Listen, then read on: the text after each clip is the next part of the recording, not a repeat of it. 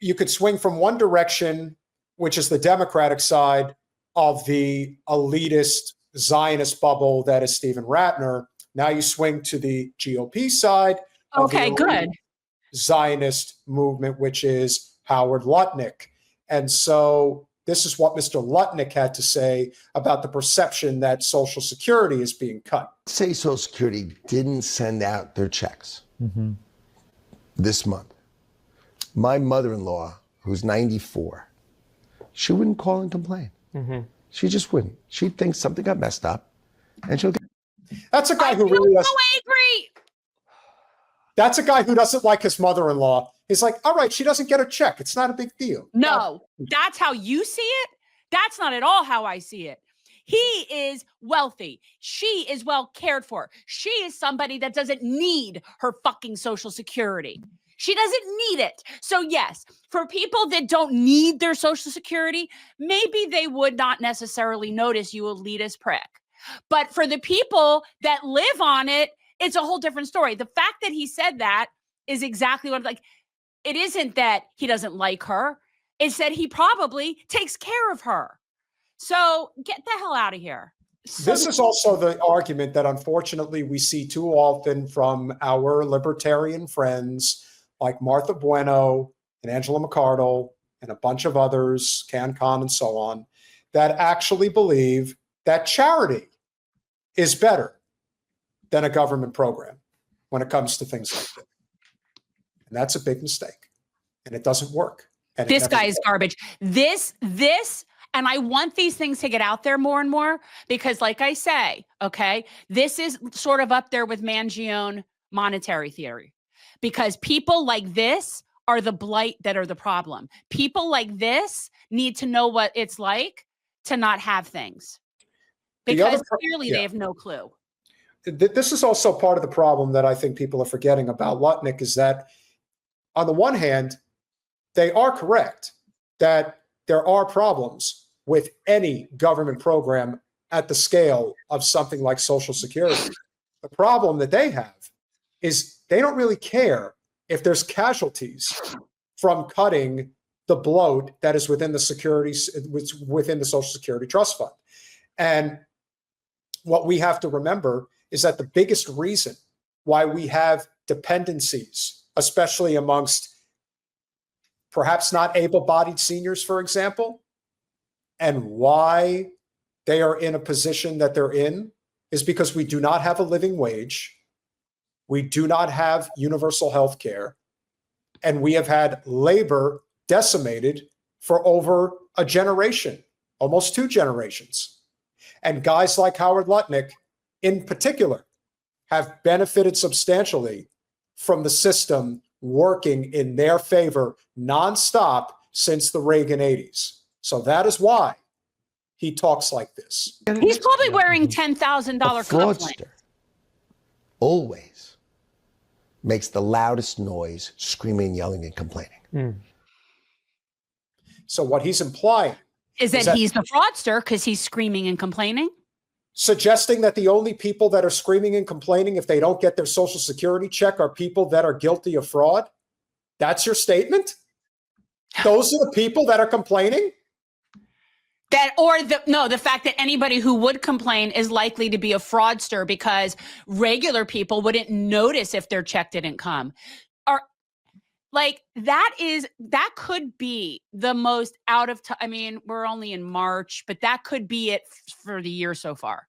The most out of touch, ridiculous thing that somebody could say is that because your rich mother-in-law wouldn't notice her Social Security check, which is probably a pittance of whatever estate she's living off of, she wouldn't notice that. So only people that are fraudsters would complain.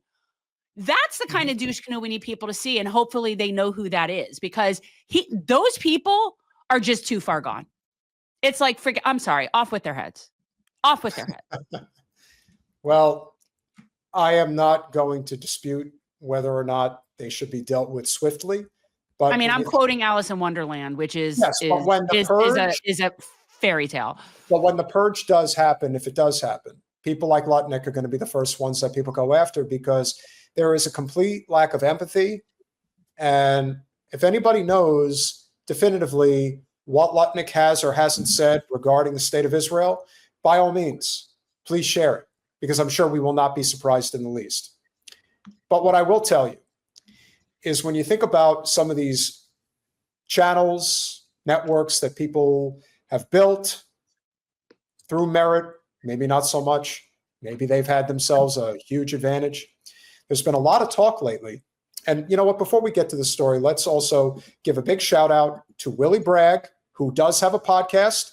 And if you guys are not currently subscribed to the Willie Bragg Show, please make sure that you do. I hear many Jewish people speak out against Israel's action, and I think of man's inhumanity to man. Blaming Jewish people is as crazy as blaming Muslims for 9/11. Blame Netanyahu and the right wing. Unfortunately, in Israel, it's kind of the whole wing there. But yes, you are correct. That's the truth, is that it is. But we are getting blamed. We are getting blamed because there are so many of us running around wanting credit. Like if half of us, and it isn't half of us, but like if some of us are running around wanting the credit for that and being proud of it, then if those are the people that people are exposed to in terms of who Jews are, that's what they're going to see. So, it's definitely like, there's definitely like a civil war brewing within like the Ashkenazi Jewish thing. And so I saw somebody in passing saying something about me being Sephardic. No, I'm not Sephardic. And you're right. If I were, that would mean I would be from Portugal, and maybe I'd be a dual citizen and I'd be able to go there. But no, I'm not Sephardic. Tidbit of interesting information, if anybody is interested, Charleston, South Carolina, had one of the original Sephardic Jewish populations in this country, and has a very rich Sephardic Jewish history, which is so strange, but yet true. Anyway. For all the places my father has traveled to, Portugal is probably his favorite, interestingly enough. Oh, Portugal's beautiful. I mean, look, the Sephardics come from that whole peninsula. But in general, that it was just very bizarre to me that there was this large Sephardic Jewish community in Charleston, and that Jewish people, there's Jewish cemetery there that has people buried that fought in the Revolutionary War and the Civil War, mind you, for the South. These were, Sephardic Jews, but just the idea to me, because the Ashkenazis, we all came here for the most part in the turn of the century. It was like late 1890s to 1920s. So that's so foreign that there would have been Jewish people in the Civil War. It's very interesting. Big shout out to our favorite gal, Teresa, gifting 5 generational change memberships. Thank you. So hopefully you guys will sign up and continue to help our small but mighty channel grow. Remember, for as little as $5 a month, you could become a supporter of our channel. Head over to patreon.com/generational change. I've given a shout out today to our Patreons. And for those of you that are patrons, on our Patreon. So we do thank you very much for that support. It really means a lot. Your support of these conversations does. I'm sorry. I didn't know you were doing that. Go back. I'm sorry. Whatever. Just do it. No, I didn't mean to do that. I didn't realize you were doing it. Go. So anyway, support for our channel is very important. Thursday, we're going to take another crack at this, but hopefully we do come through. Medea Benjamin is going to be our guest. And another very large guest would like to come on our podcast.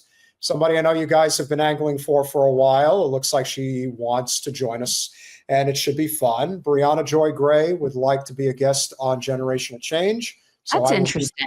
I'll keep you guys posted on that. We've been helping out Savvy behind the scenes with some connections. And again, we do these things because we believe in the mission, and we really want to just continue to, we're going to have to come up with another phrase, because you do not want me to say transforming politics into service. No, I'm telling you, red pills for the revolution. We're red pills and revolution. I mean, the politics isn't working, people. It's just not. And I'm just, it's silly at this point. Some of the discussions to me, I feel like, again, I'm too far out of the forest that those conversations are silly.